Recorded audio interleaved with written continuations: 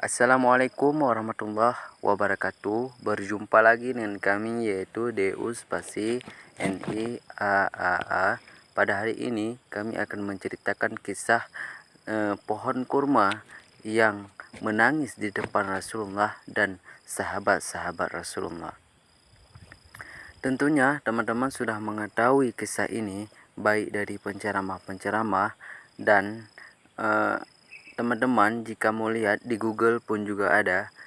Kami hanya mengulangkan saja supaya dengan kita mendengarkan kisah Rasulullah SAW kita dapat diberikan hidayah oleh Allah Subhanahu wa taala dan kita menjadi lebih dekat dengan Allah Subhanahu wa taala. Simak cerita ini sampai habis. Go. Jadi, pada kisah ini tangisan terdengar sesaat ketika Rasulullah memberikan khutbah. Mendengarnya, Rasulullah pun turun dari mimbar menunda khutbahnya. Sang Nabi kemudian mendekati sebuah pohon kurma.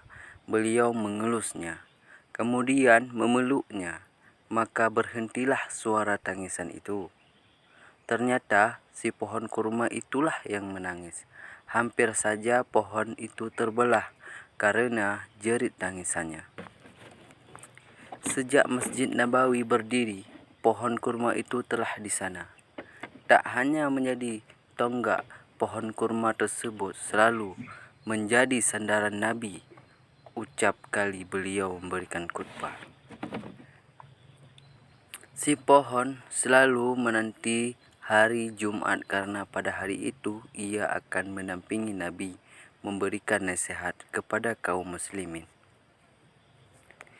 Sejak Jumat pertama masjid berdiri, ia selalu setia dan bahagia menemani Nabi Muhammad SAW.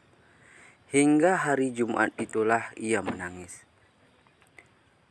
Beberapa hari sebelum Jumat yang pilu bagi si pohon, seorang wanita tua Ansar mendatangi Rasulullah SAW.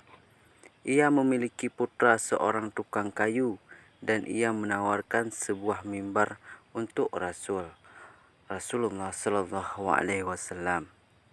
Wahai Rasulullah, maukah kami buatkan mimbar untuk Anda? Ujarnya. Rasulullah pun menjawab, silahkan jika kalian ingin melakukannya. Ujar beliau yaitu Rasulullah SAW. Maka pada Jumat keesokan hari, mimbar Rasul telah siap digunakan. Mimbar itu pun diletakkan di dalam masjid. Saat Rasul menaiki mimbar, menangislah si pohon karena ia tak lagi menjadi teman Rasulullah SAW dalam khutbah Jumat seperti biasa. Pohon ini menangis karena tak lagi mendengar nasihat yang biasa disampaikan di sampingnya. Ujar Rasul sebelum memeluk pohon tersebut. Setelah dipeluk Nabi, si pohon bahagia. Ia tak lagi menangis dan merudung kesedihan. Meski tak lagi mendampingi Nabi, mendapat pelukan dari Nabi cukup mengobati rasa sedihnya. Rasulullah pun berkata kepada para sahabat, kalau tidak aku peluk dia, sungguh dia akan terus menangis hingga hari kiamat. Sabda Nabi.